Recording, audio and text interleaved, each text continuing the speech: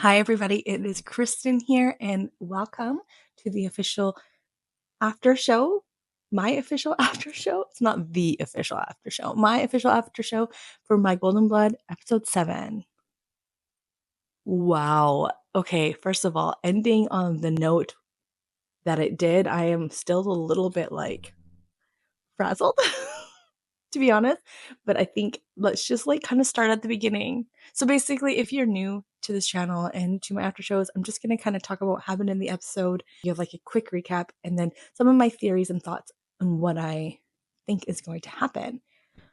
I'm usually completely wrong, but that's okay. That is the fun part. That's the fun part of talking about these things and watching them as they're airing and having all the crazy theories and being totally wrong. But there were some major things dropped in this episode. Okay. Start at the beginning. So obviously we started with them back on the beach with their kissing and their kind of love declarations.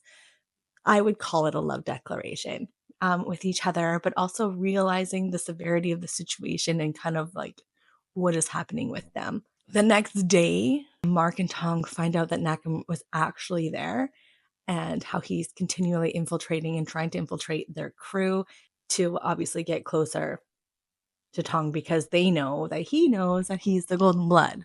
So, yeah, a big part of this episode was really the back and forth of how or whether they should tell Tongkla.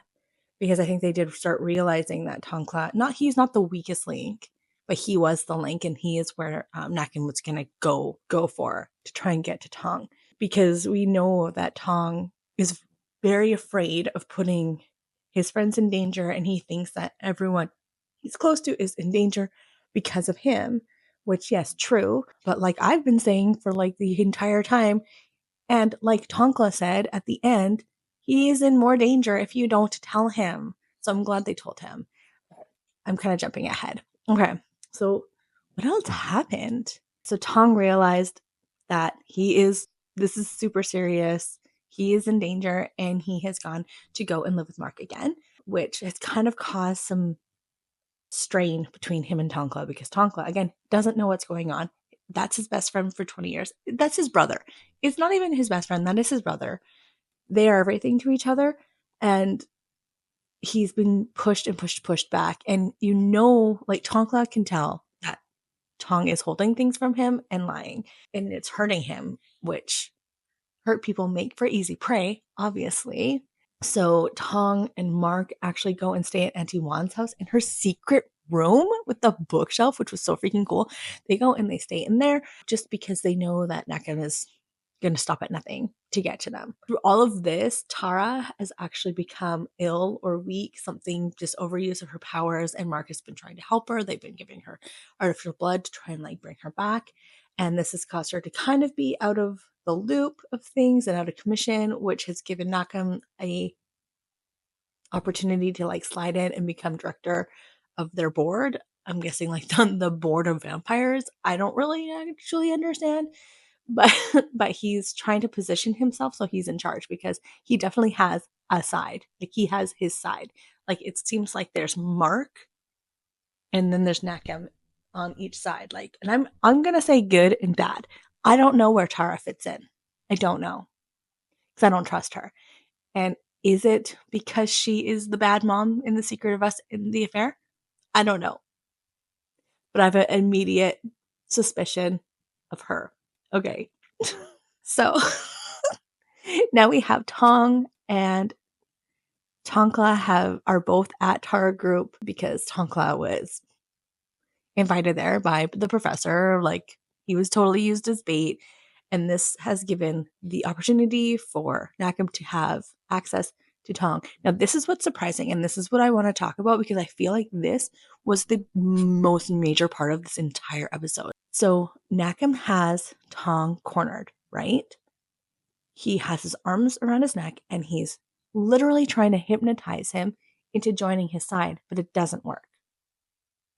Now, I'm curious why it doesn't work. He's like, is it because it's the golden blood? Which makes sense. But if the golden blood makes it so he is not susceptible to vampire powers, then why is he susceptible to Mark's healing powers? Why is he in Tara's visions? So that is either a weird plot hole or there's something else, right? So he wants Tong to join their side. I thought he was going to try and kill him and take his blood, but he didn't. And I find that very interesting. Do you? I do. And also, when he was like, I'm going to tell Miss Tara, he's like, you don't know her like you think you do. Have we not been saying that something is fishy? That when he turns 21, he's not going to be free? What would be free? All of a sudden, vampires aren't going to want his blood? That's not going to happen, Tom. That's not how it works. Like, there's going to be something. There's something in that prophecy. There's something about the timing of him turning 21. Maybe that's, like I said, when his blood is at its most powerful.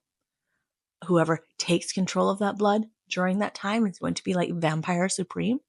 I don't know, but Tara knows. And I think she is going to use it. And that's why she wants to keep him safe, and keep him protected, and keep her theirs. That's why.